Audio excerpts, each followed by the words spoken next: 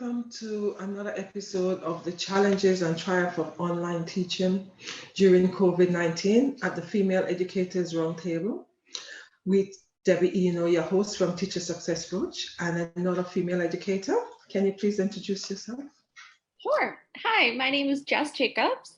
I am an educator here in Los Angeles, California. I have been teaching for 12 and a half years. And I've actually taught grades K through 5 for those last 12 years. But this year I have a new challenge. I'm now teaching 7th grade, which is 12-year-olds. Really excited for the new challenge. Bit afraid, but I'm really excited to go back to my roots of just teaching English and social studies. So that's really exciting. I recently graduated with my master's in school leadership. So I'm hoping to transition to administration soon. And lastly, I have my credential in both general education as well as special education. So I'm a very well-rounded teacher. Well done. Thank you very much for accepting the invitation to come online to share your experience with us during this time, especially teaching at this challenging time. First of all, I must apologize to everybody because yesterday I wasn't able to come on due to the challenge of the internet. And just now we started to come on and it appears as if we were online and then we got cut off and then come back. These are all some of the challenges of actually teaching online. And these are some of the things we experience as educators when we're trying to teach our students online. There's some days you just have to give up because you were trying for an hour plus. The other days you start going on, the student come on halfway through, your computer freeze, all the challenges you could think about, we've had it. And I am also experiencing some of these challenges while I'm trying to do this program. So I do apologize because there's something that's gone out that was like confusing. Okay. Thank you, Jessie. Thanks for coming on. Welcome, welcome, welcome. What we are looking at today is monitoring. How do you monitor your students, either progress or non-progress online, and how you support them when you identify there's some challenges in terms of what they're meant to do and they're not doing it due to not understanding or what all the challenges are? Because you also say that you work with you've got special education qualification as well. So I would take it that you do use it from time to time. Oh yeah. So first of all, how do you monitor your student online to opposed to when you're monitoring them in the classroom? So my school really wanted to make sure that we were reaching every student, because when you're in a classroom, I can high five my students. How are you doing? Whereas when you're online, it's a little bit different. So my school created an Excel document that lived on Google, and we had to check off. Did you communicate with this parent? Did the student log in? Are they doing the work? We had 4 things we had to check off every single week. And you technically only had to call home if your students weren't active, but I made sure I touched base with all of my students, sending a text message or sending emails to my students. I made sure I got in contact with all my students as much as possible. And that Excel sheet really helped me see, okay, who's understanding the work, who's not understanding the work, who do I need to touch base with? And I even took it a step further and created my own Excel sheet. And I shared this with my special educator. I shared this with my support teacher, which is another adult that works with my classroom. I luck out because she's actually going to be a teacher. So she's learning all these new innovative ways helping us. So between the 3 of us, we were able to document, okay, so-and-so hung out for the math lesson for her special education. Okay, we're gonna check that off. So that was really great. And what I did was I screenshotted each kid. And on Friday, I sent it to the family saying, okay, your kid completed all their work. Awesome. Or you owe me a few more work. I'm not going to check this again until Sunday. So you have 3 days to get this work. No worries. So it was great because parents were kept in the loop. Parents only saw their kids' work. So there was no confidential issues there. But it allowed parents to see what their kids are doing. And it also allowed me to communicate with my support teacher and my special education teacher to see who was doing what and what families we really needed to pay attention to. Maybe they needed a phone call from me. Maybe they needed a phone call from my principal. It just really helped us organize our online teaching. That's fantastic, though. It also involved a lot of extra work from you, isn't it? It is, but I had a lot of parents ask me, is my kid doing all the work? And it's either I go and click on all the different websites and see, or I just looked at this one Excel sheet. So yeah, it was a little bit work in the beginning to get it going, but I loved it. And anyone who worked in my classroom during distance learning said they really appreciated that extra detail that we did, including Mhm. parents. Right. Thank you. And that's what I was going to ask you. How was the parents in terms of that? But you say they actually demonstrate that it was useful for them and things like that. Okay. Yeah, a lot of parents were asking for it. If I didn't send it out soon enough on Friday, I'd be like, hey, how's my kid doing? Is he getting all of his work done? He said he got all of his work done. So it was Right. really great to have that partnership with parents. And Yeah. a lot of my parents work multiple jobs. I work in inner city. So a lot of their parents couldn't help their kid until after work. So this also helped me see, okay, so and so's mom works until 5 p.m. After 5 p.m., that kid's going to start working. So it would make, so I had to not share the new lesson until he was done with the first one. So the child didn't get overwhelmed or something. So that was also great to make those notes for other teachers so they can see. Because my support teacher took over my reading lessons, my art, and my PE lessons. So it was really great to be able to just write a quick note on that Excel sheet, and then everyone who was working with my students knew, so they didn't become worried when they didn't see work. Right. So it also involved you being really flexible in terms of accommodating that child whose parents work until 5:30. So which means Oh, you were yeah. expecting no work until 5:30 because you know that's when the parents would be able to help the child. Yeah, I'm very open to when they do work. If I see that they're working wicked late, I will message them and say, why are you working at 11 p.m. at nighttime? You need to be sleeping. But I'm also really flexible. I know that online learning is hard for some students, hard for some families. So I want to make it as flexible and easy as possible, which is why I kept a schedule with my students. So every Monday and Wednesday, it was our read aloud book. Every Tuesday, they had a journal. Every Thursday and Friday, they went on Edpuzzle, my favorite education site. So we got into a routine in distance learning and they knew what to expect. The assignments changed, but the platform they were using it on never changed. So they always knew what to expect. And I think that's really important when so much uncertainty is happening outside. If I can control what's happening in my classroom and give my students structure, even if it's online structure, it helps, especially with those students with special needs. That's fantastic. Thank you.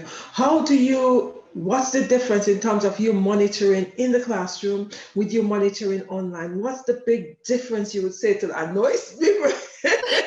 Well, what's the Personalization. biggest difference? I know they're poles apart, Yeah, right? I just miss being able to walk up to a student and know, okay, this person needs a little bit of humor to get him to go back. All right, I'm going to give him a joke.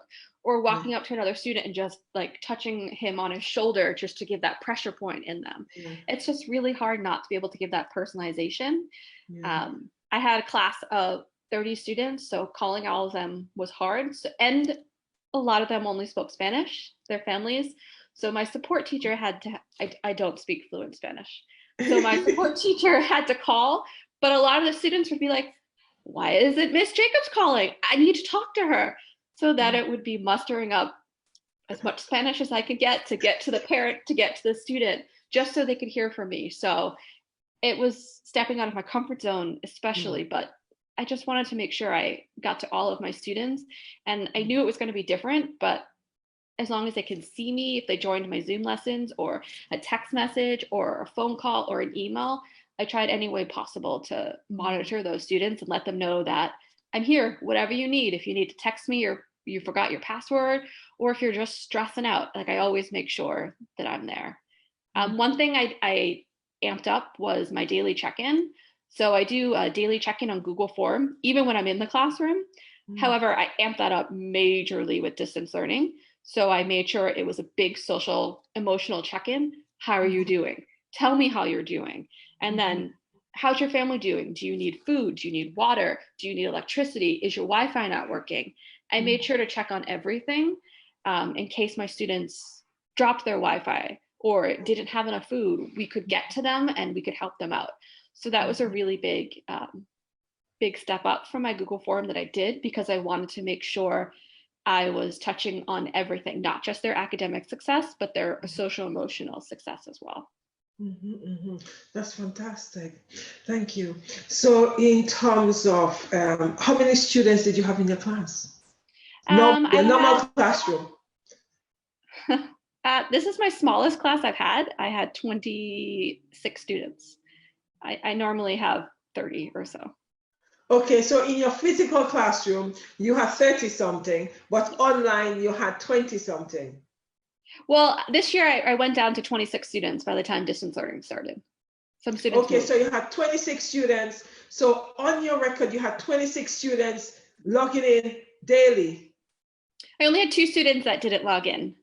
Oh my goodness. Yeah, it wasn't 100% of the work. I had about 62% completion of all of the work. However, they were doing something. Everyone did my daily check-in every day, which I've really pushed since we started school. So they came to expect that.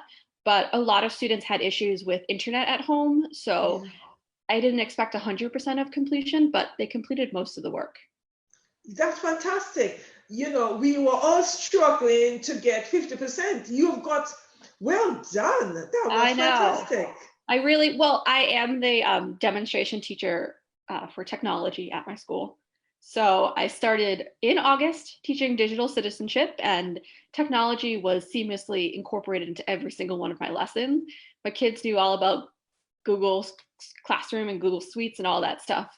When we went on distance learning, it was much easier because my students knew a lot about technology already, and I didn't introduce any new platforms. If we use it in the classroom, I use it for distance learning. I purposely did not introduce anything new because I knew I had older kids and I knew they would be responsible for helping their younger siblings if needed.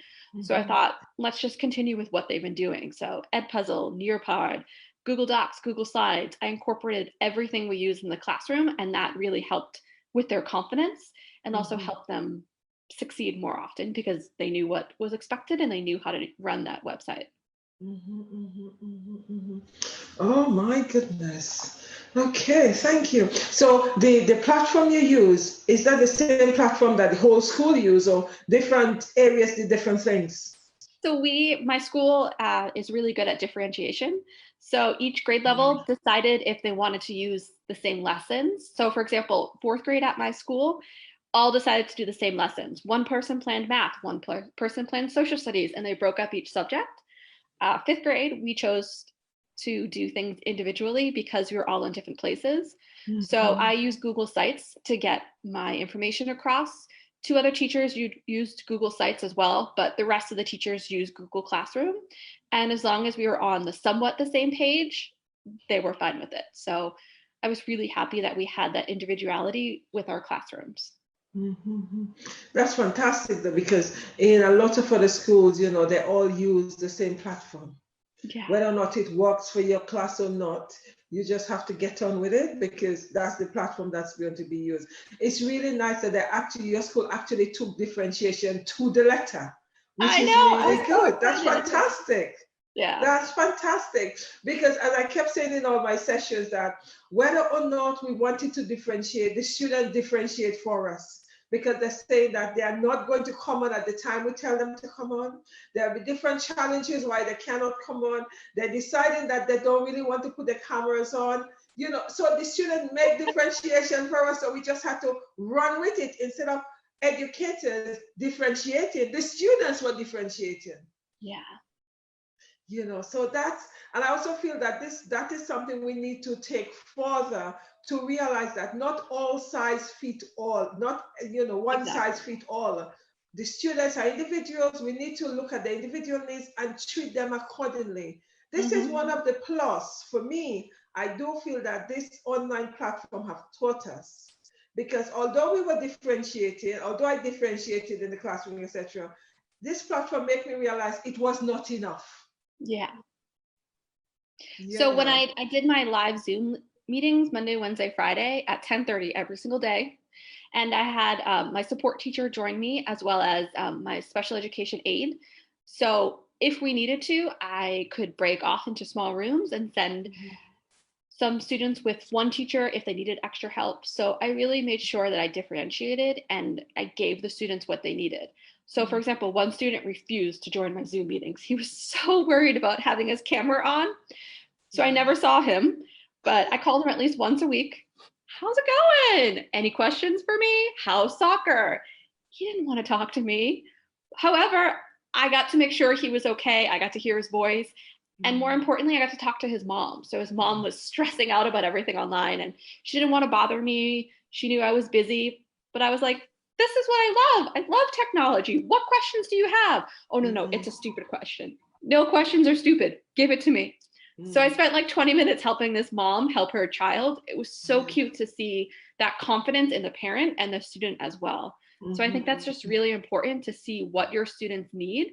It might not be online Zoom lessons. It might just be that, hey, you haven't done anything. What's going on? That quick text or whatnot. So I made sure to find out what was best for my students to get a hold of them. And I made sure that's how I contacted them.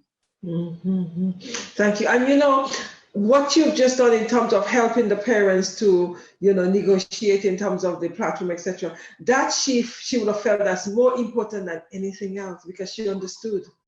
My school is actually creating parent videos right now for when we go live and parent tutorials and just really simple steps to help parents help their child because we know not everyone's tech savvy like we have to be in education. So we really want to help and support them. So we are creating bilingual videos right now because we are distance learning in a couple of weeks when we start August 17th. So we're really trying to think of the parent perspective. And in our task force, we have 3 teachers that are parents, 2 that are elementary and 1 that's a middle school parent because our school does go to middle school. And we're really asking them like what worked well, what didn't work well, so we can change and we can improve our distance learning because we're starting again.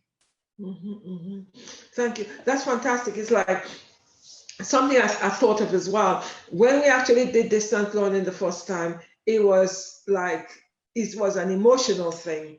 It was a shot, you were just thrown at it. So we thought, it was an emotional issue. We were all over the place. We were confused. We didn't know what to do. We actually were able to negotiate the platform. We actually got good at it, etc. I saw that as a practice stage.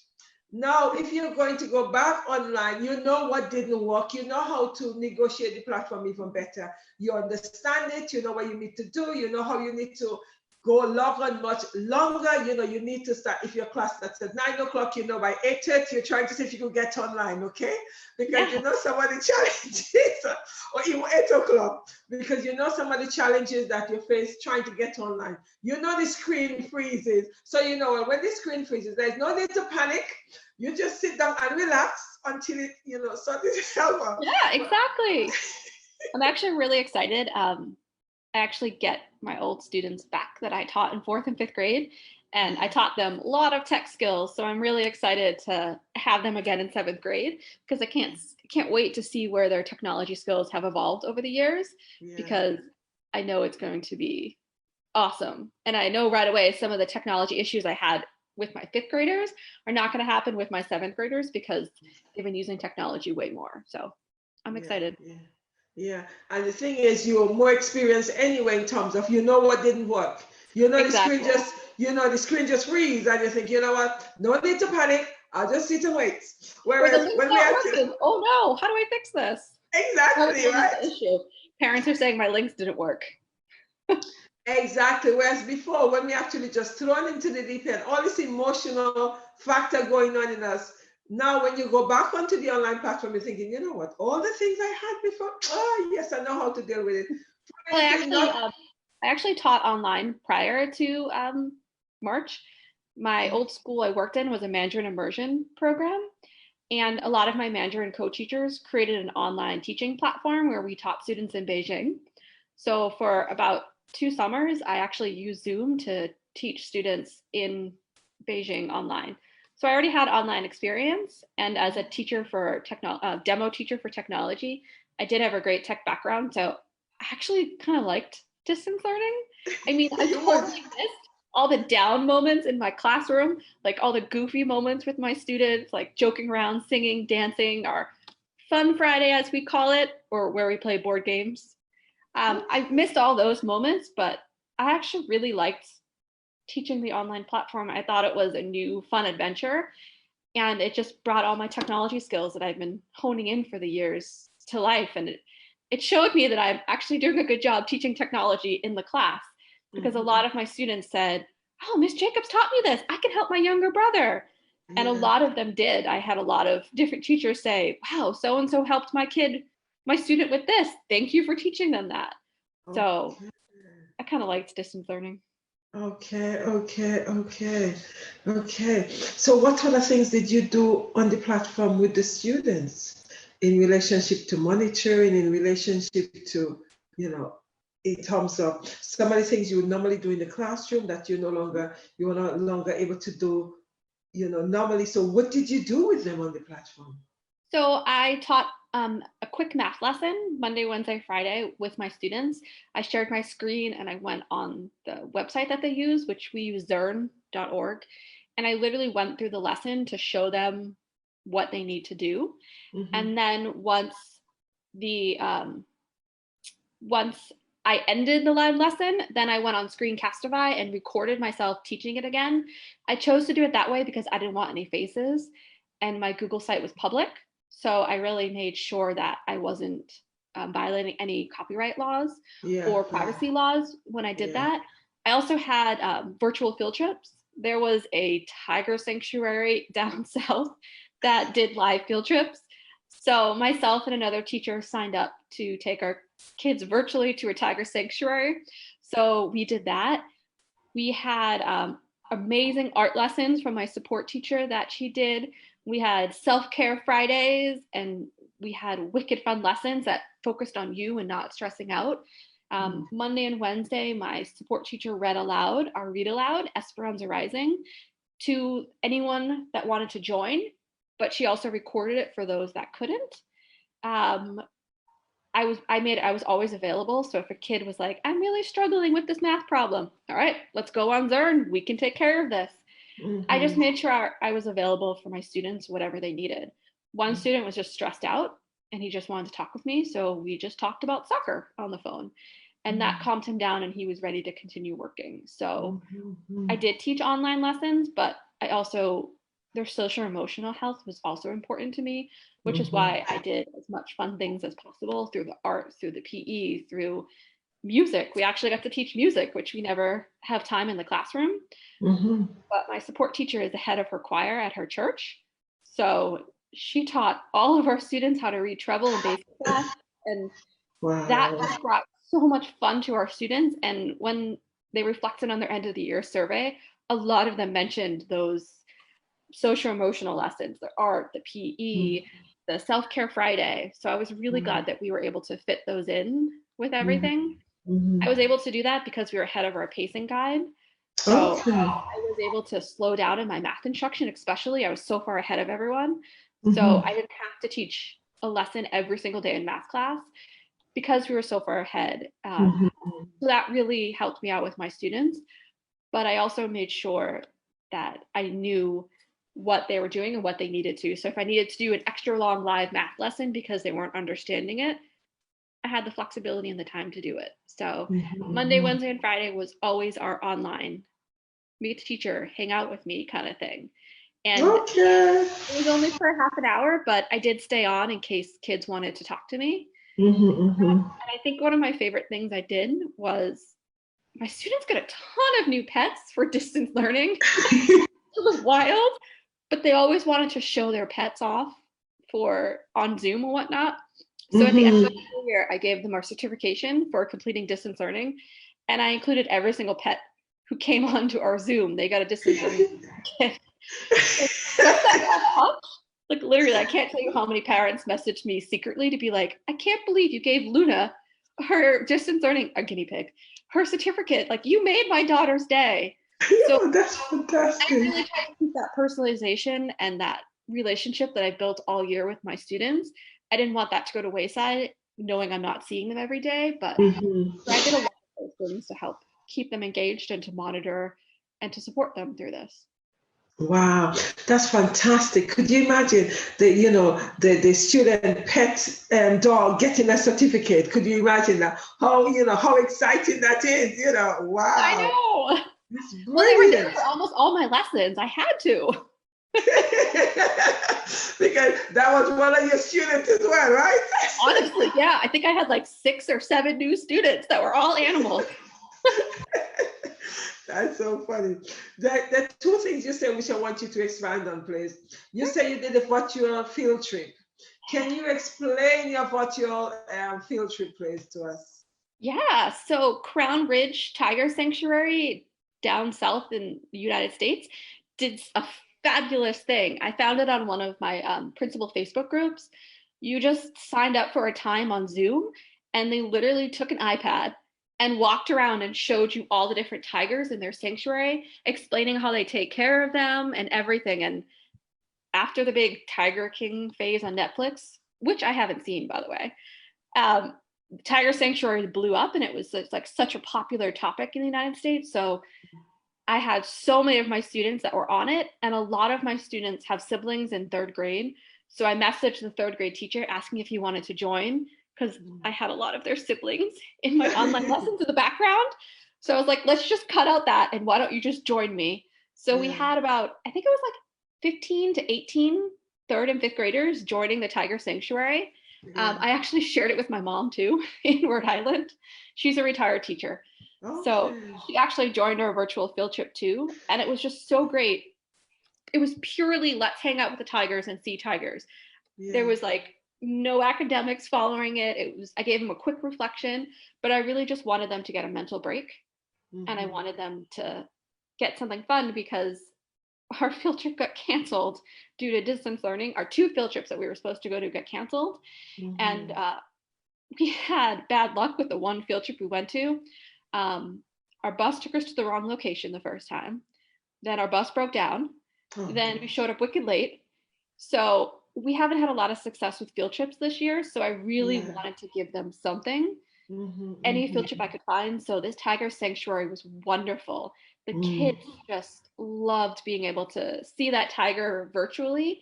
And there was like Mm-hmm. 5 or 6 tigers that we saw. So it was really cool to have that live virtual field trip. Mm-hmm. That sounds like lots of fun, boy. It was. Really, that's brilliant. Thank you for that. Another thing you say you did was Self-Care Friday. Yeah. Right. Take us through this. Self-Care Friday for students. Huh. The educators need Self-Care Friday, right? Okay. Well, we went to a yoga retreat last year with my school, and they really wanted us to take care of ourselves. And I Okay. found that like meditation journals really worked with my Oh, students. yes. So Oh, throughout the whole entire yes. year, after lunch, I put on Vitamin C, the orchestra, and they would just do, sometimes it was purely coloring, sometimes it was like name 5 things that you do well or 5 things you want to improve on. Yeah. So when we went distance learning, my support teacher said to me, can I do self-care Fridays? I loved how you did the journal in class. Can we do something like that? Mm. And she just ran away with it. So it was things like watch a movie with someone you care about and tell me Mm. what movie you watched. Or Mm. it was let's create, let's find your favorite quote online and tell me why it's your favorite quote. And then Mm. we had 28 quotes because my support teacher and I did it too.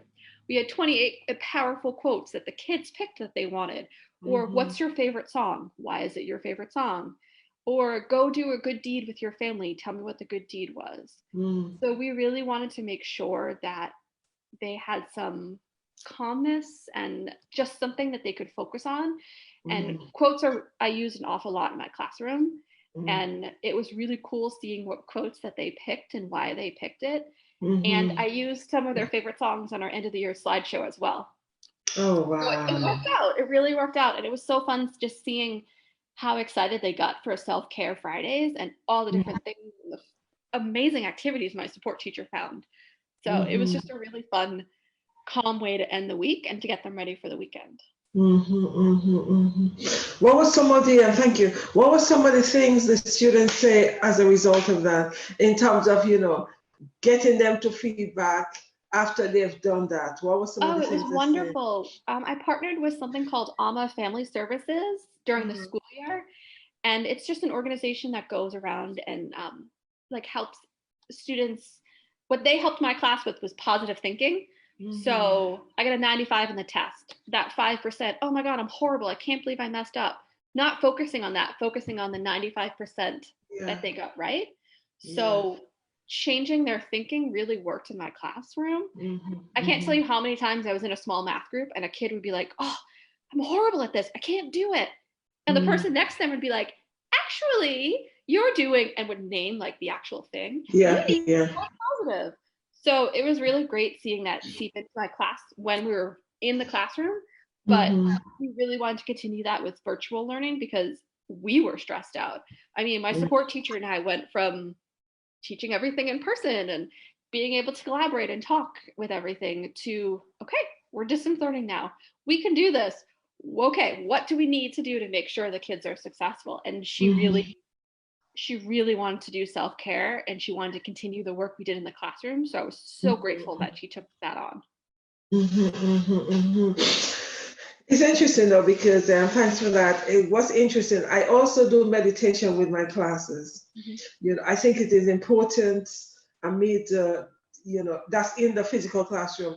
Amid when I plan my lessons, I plan dance in between, I plan meditation, and I plan going out for exercise in my lessons, because we need to remember that the brain could only take a certain amount of time in order to process the information. So there are times when, after 20 minutes or half an hour, depending on what's happening, I say, okay, time to stop, meditation time. And then we would do the meditation, and then I would talk to them in terms of journaling. So I think it is so very important that these things the student do. And after the session, they will say how lovely meditation is. If one day, I did something else, so I forgot about the meditation, they're going to be going, oh, Miss, you didn't do the meditation. I say, okay, come back, let's do the meditation. Same and it's so interesting because they then go to other classes and say, oh yes, in this class we do meditation. Why can't you do that in your class? I said, well, you cannot compare teachers because they all do different things. For me, meditation, because my background is psychology, so meditation and all these things is very important because I know the power of the mind and how the brain works, etc. So I try to incorporate all of those things. And I'm also big on journaling. Also, gratitude journal, because one of the things I say to my students, the first time they enter my lesson, I say, I want everybody to get themselves a book. I say it costs £1 in the £1 shop, and that's going to be your gratitude journal. And every day you need to put 3 things in the morning, what you're grateful in, and when you're going to bed, 3 things. I say, yes, we need to share it. So they would come in and share the gratitude journal. I said, what they're grateful for, etc. And there are times we do it in the lesson. Yeah, it builds class community and it strengthens it. Exactly. It is so, and I also use a lot of quotes as well. The quotes and the classical music. When they come into the classroom, they come into the classical music and the quotes on the board, because we don't know where the students are coming from and what's going on, because they come in with a whole lot of baggages, and we need to actually get rid of that.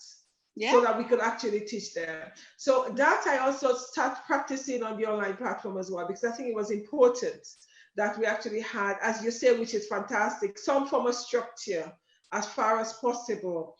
They came into the quotes, they came into the music. And it's important because it kind of ground them and center them for actually starting the day. And it's nice that, you're able to say that, and, especially, you bring it in, because there's sometimes I feel that a lot of schools don't do that. And I think it is so very, very, very, very, very important. I cannot stress the importance of meditation and mindfulness for students. It's powerful. Yeah, and we started off with 10 minutes, and by the time we hit March, we were doing like 20, 25 minutes. Whoa. And I never cared, because some kids just needed to color. That calmed them down. And I was like, okay, fine. Some kids we did gratitude journals too. Some kids took the gratitude journals and like ran with it, and it became this like amazing thing. And a lot of kids just needed to calm down after recess, get their head in a mindset to continue working. So it just became one of my favorite times. And it was just so powerful seeing all the kids that really liked it. and what are we doing today? What worksheet are we filling out? And they would start requesting things. Can you do a word search on all the different like words that we learned, or can you find this? And it was just so cool seeing them take ownership of that time and whatnot. So I was really proud of my students and just all the things that we were able to do in that specific time that I blocked off. Yeah, thank you. And I think those things are so very important, very, very important. Something I started doing with my student, because I'm also an EFT practitioner. And, I'm also on a crusade to put EFT in the classroom, emotional freedom technique, as well as meditation, as well as music, because I find those things are far more important than the intellectual, because we need to unpackage before we actually bring in the intellectual. Because I use music all the time in my class. I taught 5th grade last year. I had a morning song.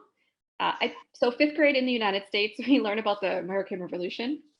So I used Hamilton, the American musical, about that. Okay. So we had a morning song that I would play, and they had a certain point in their song where they had to put away everything and get ready for the day. But it stopped me from having to be like, put your backpack away. Why is your backpack? Because they like knew the notes, what would happen if they didn't. I had a cleanup song. I used the Guns and Chips version. And when George Washington sang, Alexander, your eyes, my history has its eyes on you, that part, they knew they had to get in line and we were moving somewhere. And then I used Yorktown at the end of the day. And it was interesting, is the first time they heard this music, they were like, what are you playing for us? This is like inner city students. I don't think they've heard a Broadway musical. They would think I was crazy. And then a month into it, I turned around and I had kids rapping alongside the song with them. I displayed the lyrics to help them. And it was just so wonderful to, one, have music, bring music into my classroom, but also to give them that verbal cues. So I saved my voice, but they also didn't have that teacher nagging them. They just knew from the music. And it brought history into it. So I've been playing the music since they were in 4th grade. So then when they got to 5th grade, one of the songs mentions I'd be reading Thomas Paine, Common Sense. And I taught Thomas Paine's The Common Sense.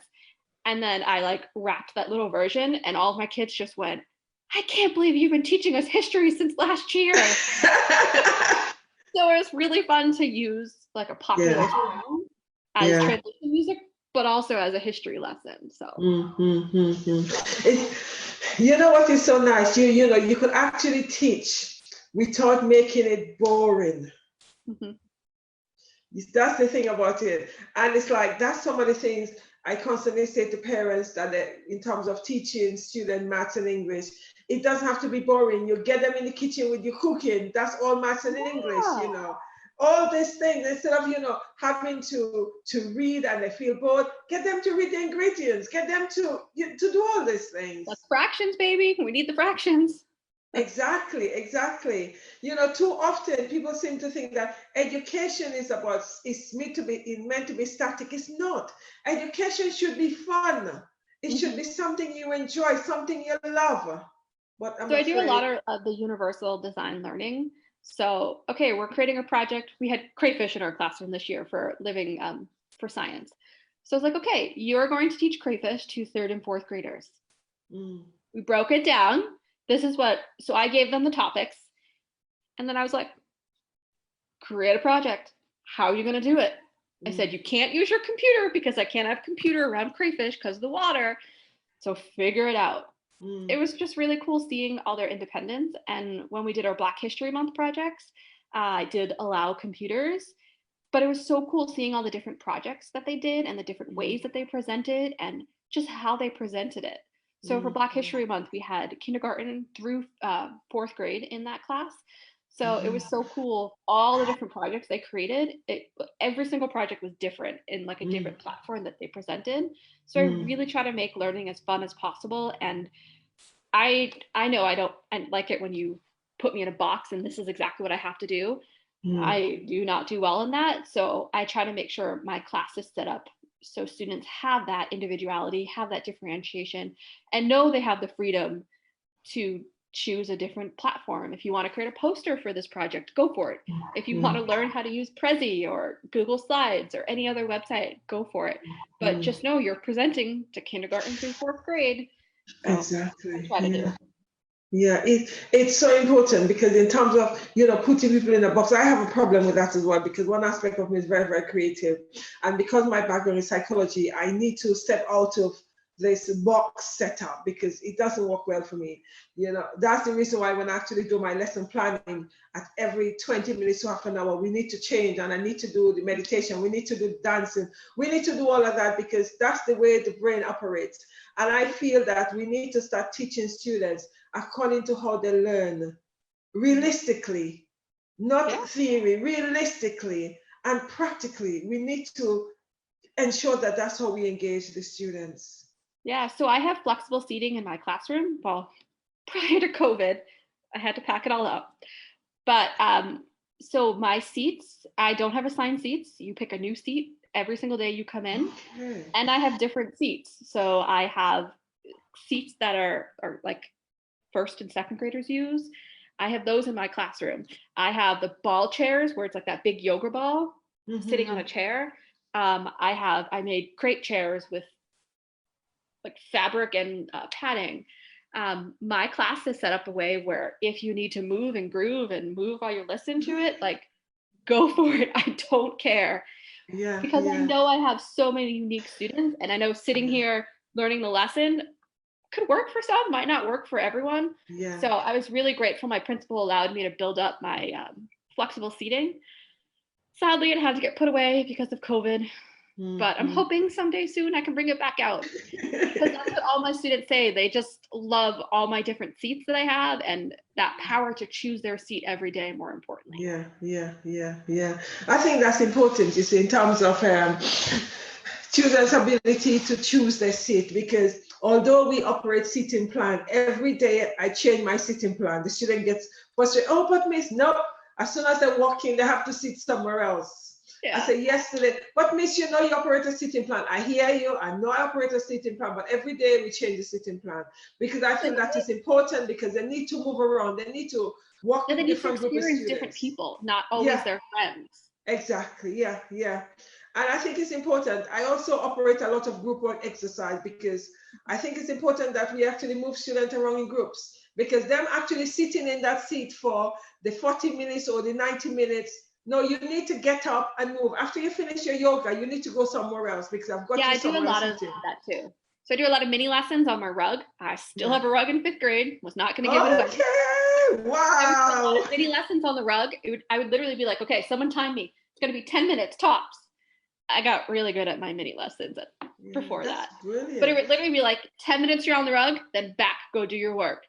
But just that break of moving to the rug, standing up, going back, helped a lot of my students, and they knew they weren't going to be on the rug for a while. I loved having a rug. Yeah, it really is important. Another thing in terms of monitoring, when you were monitoring them online, if you've identified that some students need a little bit of support, how do you manage that? So it would depend on what they needed support with. My sport teacher and I broke up a lot of that stuff. So for example, I had so many of my students emailing me questions. A couple of them would email me. So I would all they wanted was an email back. They didn't want me to call them. They just wanted to email back. So I would just email back their answer and then they would be good to go. Whereas one of my students didn't do anything for the first couple of months. So we got him on the phone. We got the mom on the phone, my support teacher to translate on the phone. And it turned out the mom just didn't know the platforms. So we jumped on Zoom. The 4 of us jumped on Zoom and we were teaching her how to use all the different platforms and letting the kid know that the mom now knows so he can't kind of snake around the problem. So I just made sure if they needed me, I was here. I didn't mind jumping on Zoom. I didn't mind a text. I didn't mind a call. I just made sure my parents knew they weren't bothering me. And there's no dumb or stupid questions. Whatever you want to ask me, go for it. And I wanted them to come to me before asking IT for help too, because a lot of the times our IT specialists became so overwhelmed with problems. So I made sure, ask me your computer problems first. I can solve a lot of them. So it also helped them get their problems solved first too, because that was a lot of issues. I can't download Zoom. Okay, let's problem solve this. Or this website's not working. Okay, let's figure out why. So I really tried to make sure I touched base with my students at least once every week. A lot of them joined my Zoom session, so I saw them 3 times. But I made sure, and if I didn't see someone, they would get a text or phone call, whatever I knew was the best platform for them, and I made sure that I got a hold of all of them. And if I didn't, then my principal, hey, I need you to call this family. I haven't heard from them in 2 weeks. And my principal would call if I needed them to. Right, right. It sounds like your school was very, very proactive in terms of supporting you and in terms of supporting the parents, because if you're unable to get hold of the parents, you say, okay, this is what I need you to do. So that's really, really good, because we've had situations where, not all schools were so proactive in getting it sorted. Yeah, we really tried our best. I mean, it was a brand new platform for a lot of my teachers at my school to go online. But I was really proud of the administration of how they supported us. And they were the ones that set that Excel sheet up where you had to touch base with your families once a week. And they were the ones that wanted to know, okay, who was logging on, who's not logging on. And by the end, we had a secretary, actually office manager, that would call. If your family was not active, you would tag that person on Google Excel, and she would call the families. Hey, Ms. Jacobs says you're not doing your work. What's going on? Do you need help? And then depending on their answer, she would facilitate and get them to where the help that they needed. So it was really great to have that support. That's very good, because it also means that it reduces the workload from you. Yeah. And it just made sure I wasn't like just emailing, calling nonstop. It was the point where, okay, if you can't get a hold of them, here's what you do. So I was really grateful that we had that. Yeah. That's really good. Another question that brought to the top in my head is, when you actually got the parents involved in relationship to, telling them what the child was doing, that also formed a really, really good partnership. Is that normally what you do in the physical classroom, or you feel that you needed to do this more? Yeah. Okay. So I make sure I touch base with all my parents. I try to get their phone numbers. I use Google Voice. So I try to get their phone numbers right as soon as school begins, and I try to send them a text message or an email and let them know how their kid's doing, good and bad. I don't want them to be like, oh, here's my teacher again. What did my kid do? So I really tried to create that bond and strengthen that partnership, because I feel it's so important to get the parents involved. And a lot of my parents couldn't come to like our back to school night or our meet the teacher or whatever, because they worked multiple jobs. So emailing them was a way, or text messaging them was a way to let them become involved and let them be involved in their child's education. So that's what I really tried to do. And I've worked at my school. This will be my 4th year. So like I was a well-known teacher. I did a lot of whole school activities that I did. So parents knew of me and they knew good things. So when I would reach out, they would be like kind of more receptive to hear. And they loved it. They loved getting to see how much their kid did, or just getting like hey, I was so happy your kid joined me on Zoom. That was so cool. Right. So I just really try to make sure I connect with my students and that family, so they know that I care about your child as much as you do, and I want what's best for your kid. Thank you. Did you do parents meeting online? Did you, I realized that you say a lot of them had like language challenges, but did you do? I did. Oh, you didn't. Okay. My actually one of my parents works at my school, and she said you really should do like a live lesson with the parents and teach us how to use everything. And I kind of just stored that away for next year, because I don't know, at that point we were so involved in learning and whatnot, and I was finishing my master's program, so I didn't have like this time or the space to do that. But that's definitely something I want to do when we go back. Just kind of, hey, I'm your teacher, let me show you what we're going to use, so you know what your kid's going to use. So I really want to do that when I go back. My school did require everyone to make a welcome video to show parents the platform, and my support teacher joined me on Zoom and translated everything for me. So it was a dual video that they got to see in English and Spanish. And I thought that was a really great way, considering it was so like schools are shut down, online learning so quickly.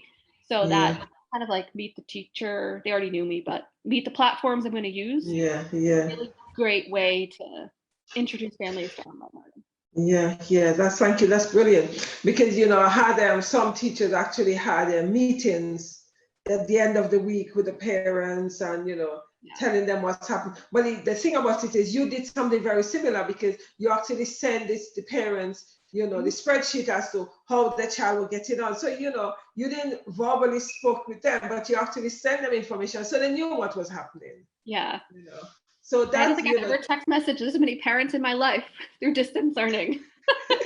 But it was wonderful. I loved the open doors for communication. Yeah. And I had a lot of parents like hiding in the background during the Zoom. Yeah. Or like you see like a hand come and like help the kid fix a problem. So I knew my families were there watching the Zoom lessons. So it was really great. Yeah.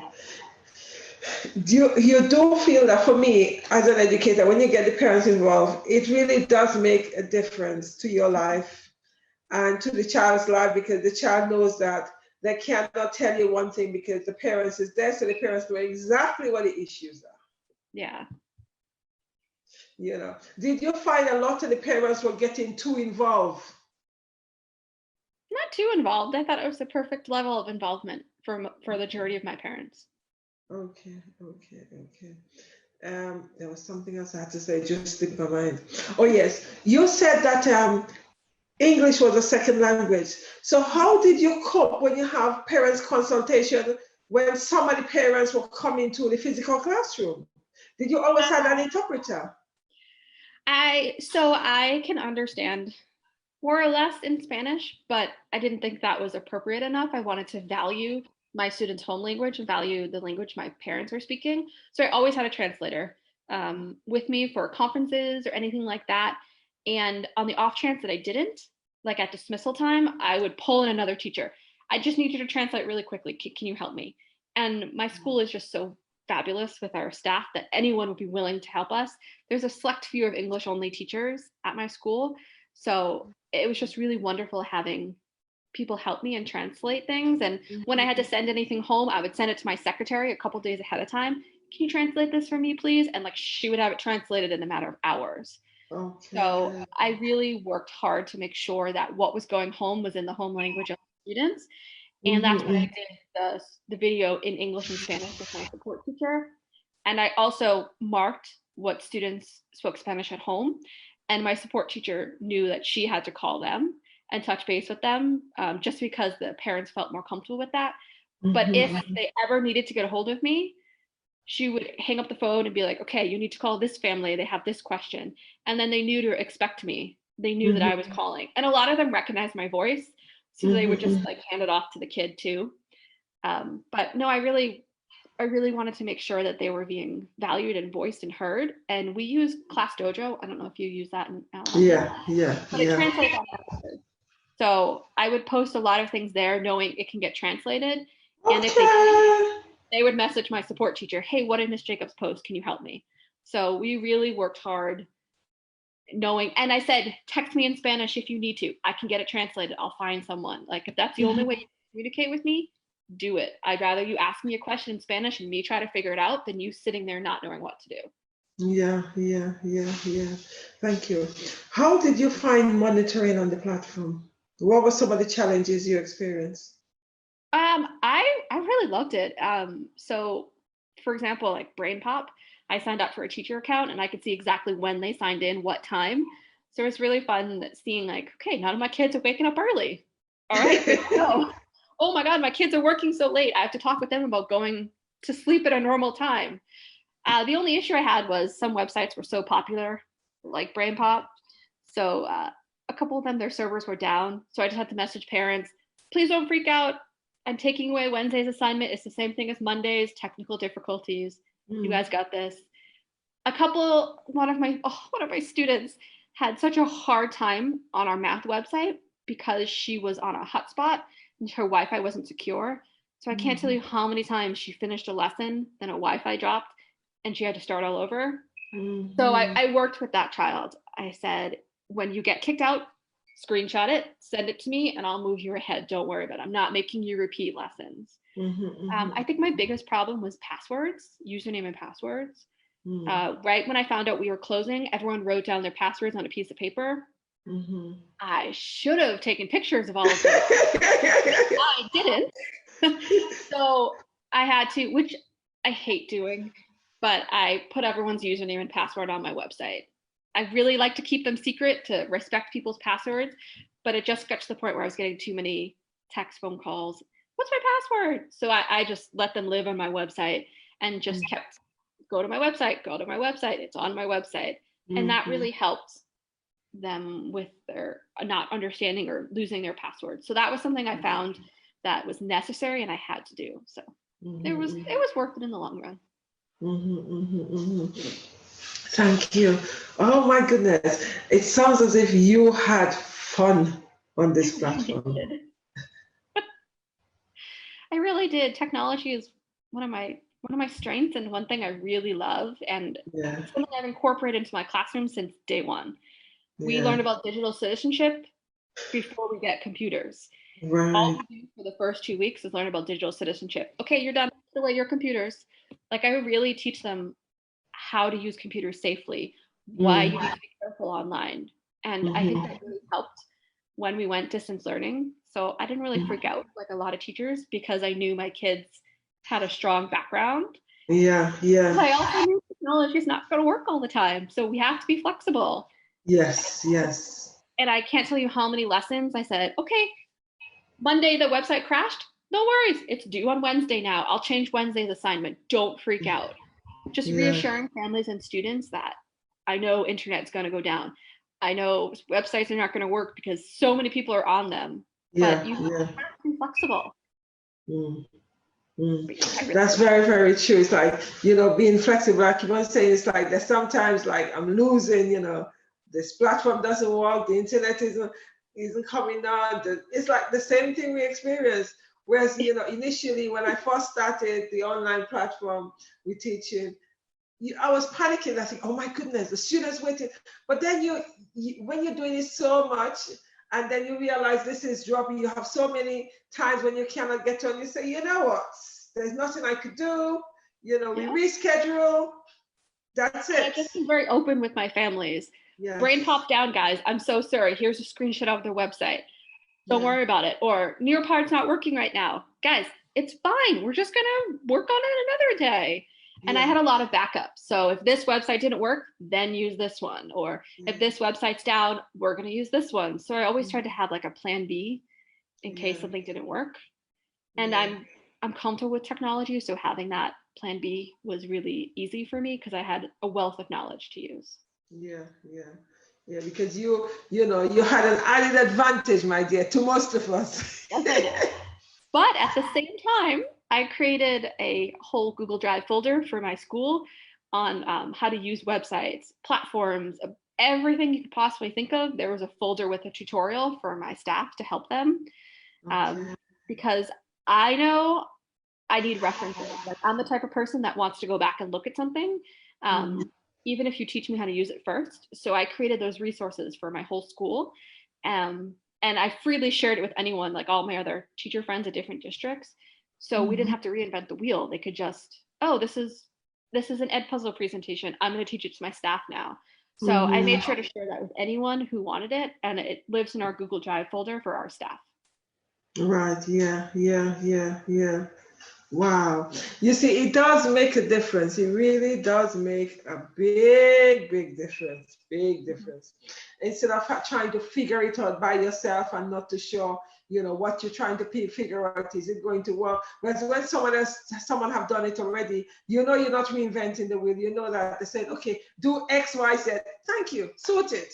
Yeah, and I was always available if any staff members needed help, they could email, text me, whatever, and I would help them with whatever they needed to. So I really made sure I was available for my staff members and also my students and families.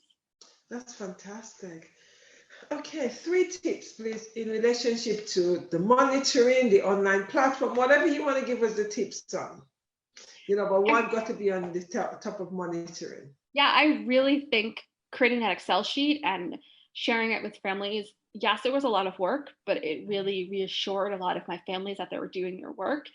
And it really helped me become more organized because I knew who was doing their work, who wasn't. And one of my families ended up getting COVID, and I found out because they weren't doing the work that week. So I reached out to them. What's going on? Oh, okay, don't worry about the work. But I knew why they weren't doing the work. I knew they weren't just blowing me off. So I think creating some type of checkoff list so you knew who's doing what, and sharing that with anyone who works with those kids, your special education teachers, your patient therapist, like whoever works with the families, so you can communicate and document things. I think that's really important. Yeah, also that's very good in terms of accountability, isn't it? Exactly. And then I think just joining different Facebook groups for teachers gave me so many fun and cool ideas, and just talking with my fellow educators. So my friend is a coach at another district, science coach / technology. So when distance learning hit, we started sharing things back and forth. And she came up with so many fabulous ideas that I shared with my staff and vice versa. So just touching base with friends and or online communities, when you have a question, find an answer. Don't just, that's it, I can't use it, I'm done kind of thing. So just make sure you keep like working and improving and just finding fun ideas. And then the last thing I think is just have fun with your students. Like if you show up and you're stressed, your kids are going to be stressed. But if you show up, and my dog would come to almost all my sessions too. Like I just made sure there was always something fun to do. We always played some type of game, whether it was online Pictionary or scavenger hunt or something fun for those lessons, because we are all stressed out with COVID. I mean, my county is, my city in Los Angeles, our cases are going up now, believe it or not. So I wanted to make sure that they had something fun to look forward to in my live lessons and during the week to bring down the stress for my students, because I knew how stressed they were. So I think it's really important to bring fun into your distance learning as well. Yeah, thank you. I really agree with that. Because as you rightly say, whenever the educators are stressed, it projects onto the students. And we cannot afford our students to be stressed because they have so many other issues going on. Although we also have issues going on, we are much more in a position to control it more than a student able to do that. So, that's fantastic in terms of making sure that it is fun and making sure that they're able to unwind. I personally feel, and I keep on saying that for me, the psychological and emotional well-being of that student is far more important than the intellectual. The intellectual you'll always get after. But once we can catch your child up with academics. We cannot work fixing your child social emotionally is going to be so much harder. So that's why I always stress with my parents, like we handed out a packet when we first closed because we thought we were coming back. And I had a family saying, I'm fighting with my kid over the math section. What do you suggest? What do I do? Don't do it? Wait, what do you mean? Don't do the math section. If you're fighting over it, it's not worth it. I'll get him caught up. Like literally, don't do the packet. And apparently that was like the shock of the world. They were so excited, but shocked that a teacher was saying that. But why fight with your child during this world pandemic? Like, let me find a different assignment or something like that. So exactly, I so agree with that because, as you rightly said, we could always fix the intellectual aspect. We cannot fix the emotional, psychological aspect. It is so important that we get that sorted. Emotional and psychological aspect, we sort it.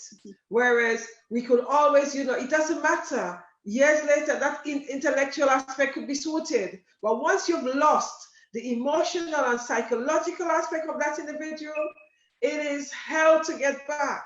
Because then it leads to mental health issue. It leads to a whole other issue, which we cannot afford to have.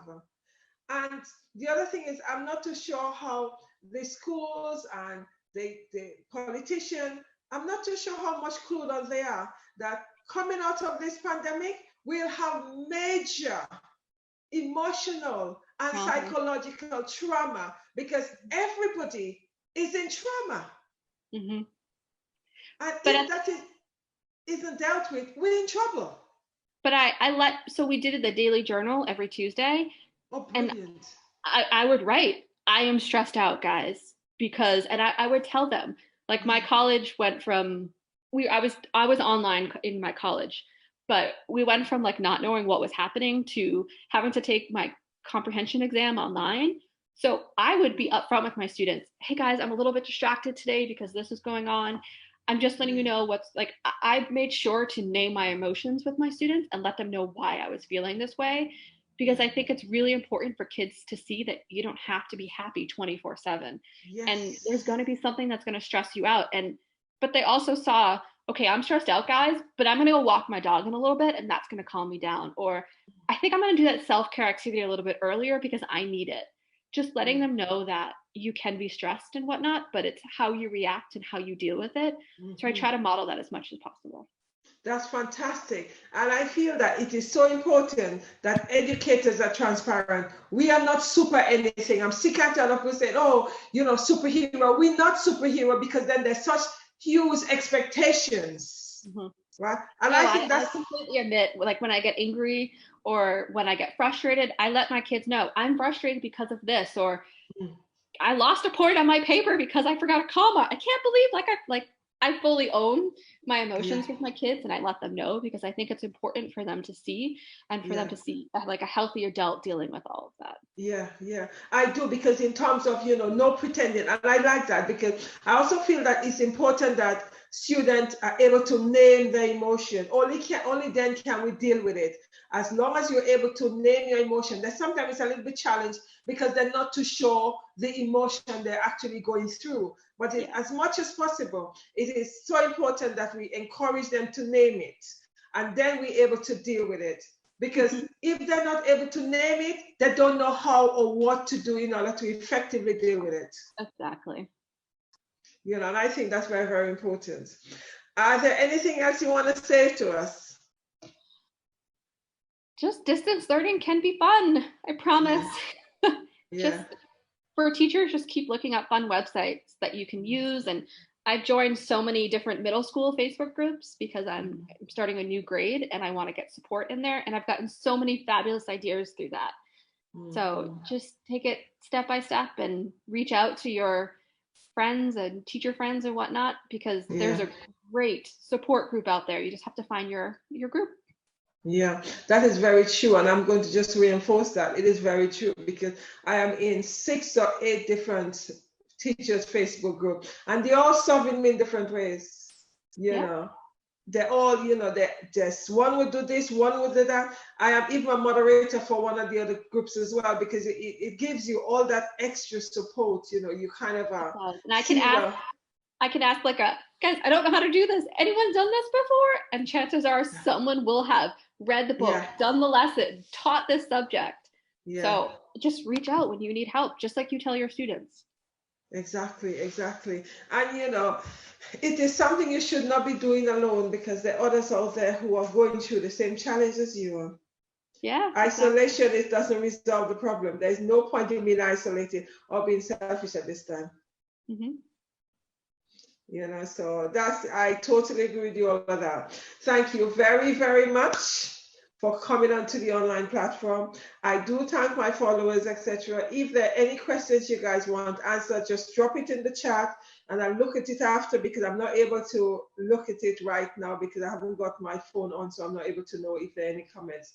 If there are any questions, if you want us to point you in the direction of any Facebook groups, just message me and I'll reach out to my educators, so that we could actually get something together. That's a point just coming into my head. I think I'm going to do a sheet of all the different educators Facebook group and just put it together. Yeah, that's just actually came to mind. I think that's, that'd be quite useful. It's also useful in terms of there's some Facebook group, you have parents and educators on the platform as well, so that some parents could actually get ideas. So I am going to put something together with the help of my international female educators out there who have been getting all this information from. So I'll get them to actually send some of them in so that we can actually put it on a sheet, so that I could actually share in the group so that people are aware of the different groups that are there. Right. Thanks everybody for tuning in. Please comment, share, and like. It is very important that you share it, because when you've got something that is good, There is no point in keeping it to yourself. It's nice to share. Sharing actually help us all to understand some of the challenges and hear how educators are dealing with some of the challenges, hear how they're actually supporting their students, etc. So please like, share, and comment. I'll be back tomorrow with another educator. I am just hoping, because this is an educator, I think, coming from either Africa or India. I do hope that the internet will be working well tomorrow, because as I said yesterday, we had major challenges, and I was there 45 minutes. We were trying to get on, and we couldn't get on, and I was feeling stressed, and I just had to breathe. And in the end, I thought, you know what, just let it go. That's a good tip. Yeah, just breathe. I just had to breathe because it wasn't working. And I realized I was becoming very, very stressed. And she was stressed, and she was, she couldn't even, at one point, she couldn't even get on to message me. She couldn't even WhatsApp me. And she was just, when she finally messaged me, she said, I am so sorry. I was trying to get on. I couldn't even message. And we were just having challenges. And the same challenges that I have been experiencing, just remember, when we're actually teaching, these are some of the same things we're experiencing. Oh, yes. Exactly. Oh, yes. And there's nothing we could do. We need to stop the panicking and just breathe. Just breathe. That's all we have to do. Right. Thank you, everybody. Have a fantastic evening, afternoon, night, wherever you are. Enjoy your evening. Stay blessed and stay safe.